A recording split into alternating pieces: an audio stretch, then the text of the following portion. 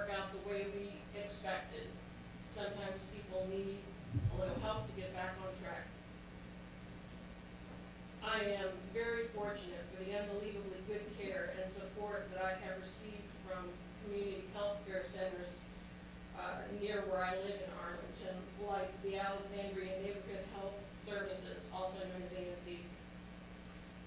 They are amazing. And I can truly say that without them and their amazing staff and volunteers, I probably wouldn't be standing here today. They continue to see me, whether I can pay or not. Excuse me.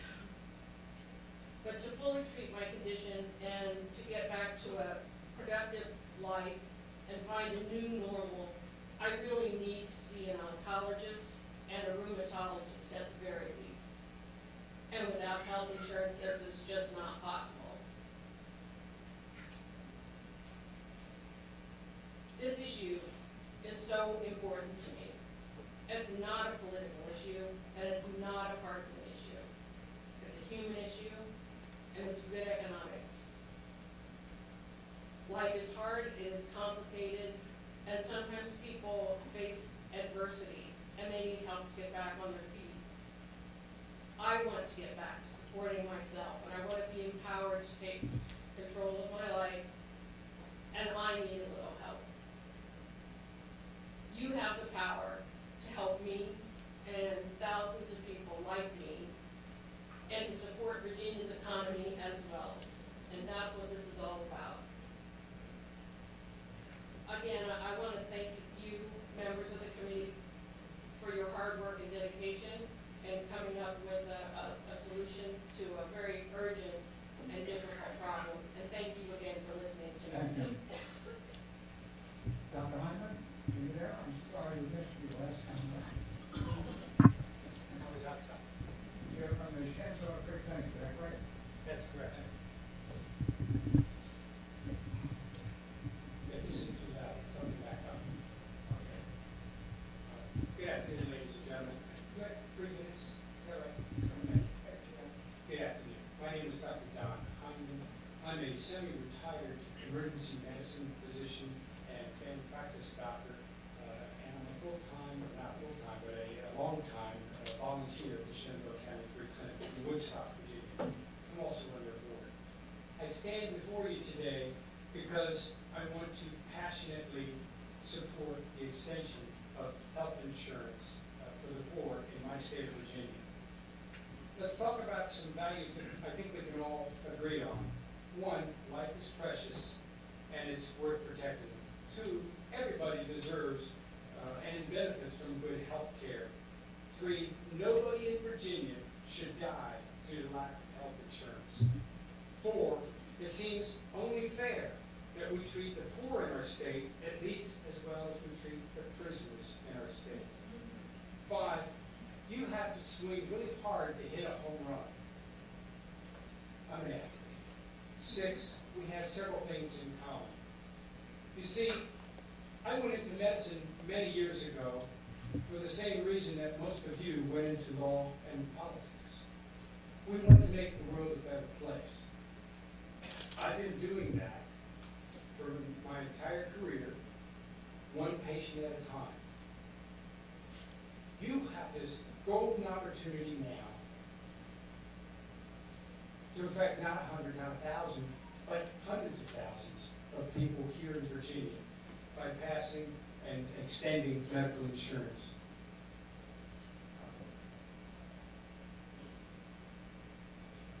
Hard, painful on your part, I'm sure it would be. But you know it's the right thing to do. I believe that this is not about national politics. This is about being fair and generous to our fellow Virginians. You are in a position to save lives. You can't save Mary. Now, folks, I have 100 stories. I only have time for 1 or 2. This is a real person with a fictitious name. She was a patient that we diagnosed a couple years ago with throat cancer, who, long story short, she died because we couldn't get her in to see an ear, nose, and throat specialist. They want to be paid, and like this last person mentioned, they won't see you unless you can pay. You can't say Susan, another fake name, but a real person. She's a young lady we recently diagnosed with hydrocephalus. That's a terrible disease. Some of you have had water on the knee. This is like water on the knee, only it's inside your head, with the pressure making it very difficult to see, to hear, to walk, or even be continent. She needs a neurosurgeon. We don't do that at the free clinic. We don't do that in the emergency department. We've sent her to the emergency department several times, like we sent Mary, but they couldn't help her because she wasn't actively dying. So she's in the gap. She's too rich for Medicaid, and she is too poor to afford buying medical insurance. What's going to happen to her? Time will tell. Mary and Susan, like most of my patients in the free clinic, would have qualified for Medicaid if Virginia had participated in the expansion under the ACA. Neither has been helped with their dilemmas by multiple visits to the emergency department. Voting yes to expand medical insurance to our poor is the right thing to do. Please consider mustering the courage to do the right thing. Make the world of Virginia a better place. Swing hard, hit a home run, and vote yes. That's the end of my main comment.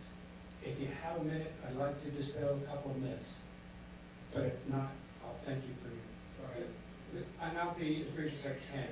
Myth one about the poor in Virginia. Oh, they're a bunch of illegal immigrants. Well, 95% of the folks that I take care of in the free clinic look just like the people here, and they sound just like the people in this room. 99% of them are citizens of the United States. Ah, they're all a bunch of freeloaders. Well, we do have a few freeloaders. That's true. But the majority of my patients actually work for a living. Many of them, 10% at least, have 2 or more jobs. They can always go to the emergency department. I've worked in the emergency department for 30 years, folks. Let me tell you, if you have a chronic problem, if you've got chronic hypertension, chronic diabetes, chronic osteoarthritis, chronic obesity problems, or if you need screening for lipids or for cancer, don't go to the emergency department. They don't provide that service there. They send you to a clinic. Okay? I'm going to stop there. Thank you all again. Swing hard. Have the courage to extend medical insurance in Virginia. I think you hit a home run.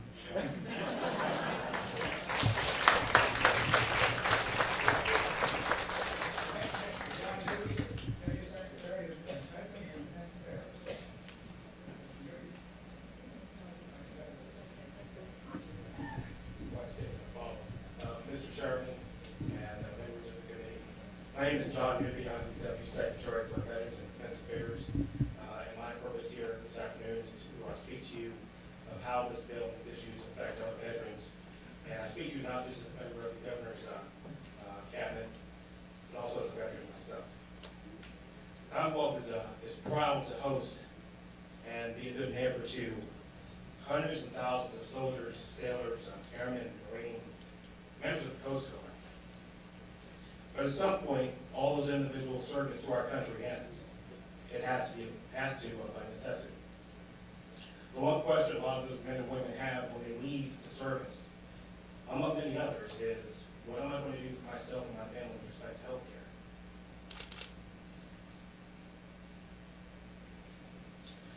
care? Now, many people think that because you serve in the military, you necessarily, no matter how long or short time you serve, necessarily have health care provided to you by the government for the rest of your life. Not necessarily the case. Most folks are fortunate enough to make it to 20 years of service and have TRICARE. Some folks who, as a result of their injuries or other maladies experienced during service, have VA provided care.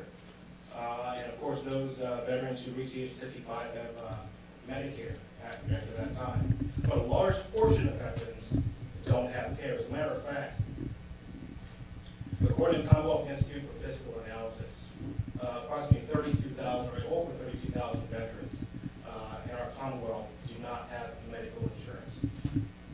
And about 17,000 veterans in our Commonwealth, while they have VA-provided benefits, some of those benefits don't cover all the things that they need those benefits to cover. So what does that mean? Here in Virginia, our veteran population that veterans population has about 21,000 veterans who stand to benefit by us doing something, by passing this bill. Another 4,000 persons, and these 4,000 persons are the spouses of these same veterans, could also stand to benefit by the passage of this bill. So when we talk about veterans who fall in the coverage gap, we're talking about those Virginians, our neighbors, our friends, our relatives, our mothers and fathers, sisters and brothers, indeed some people who live right in our own households. We're talking about people who've given their all to their country. We're talking about people who now need that support if they don't have that support in the context of health care and health insurance. The problem is they fall squarely into the coverage gap. That's where the problem lies. About 41% of veterans and more than half of their family members who don't have coverage or they have unmet health needs, in large part due to the high cost of health care. As I conclude, I'd like to leave us with one sobering thought, which is an issue that recently came up in the Washington Post last week. I don't know if you recall, but there was a pretty prominent story last week in the Post, nice glossy picture, a picture of the National Mall, hundreds and hundreds of rows of little American flags waving in the air. There were about 2,000 flags in the National Mall. That 2,000 flags represented the number of veterans who unfortunately committed suicide since only January 1st of this year. Virginia is not unaffected by this phenomenon as well, unfortunately. Nearly 23% of all persons in our Commonwealth who commit suicide, that's 1 out of every 4 persons who pass with as a result of suicide, is a veteran. It affects many people, in fact, it's actually affected my family as well. We lost one of my family members who was a veteran due to suicide and unavailability to get to the care that he needed before that happened. So what is the relevance here? You know, Medicaid is the single largest provider of mental health services in the United States. Flat out, by a large margin.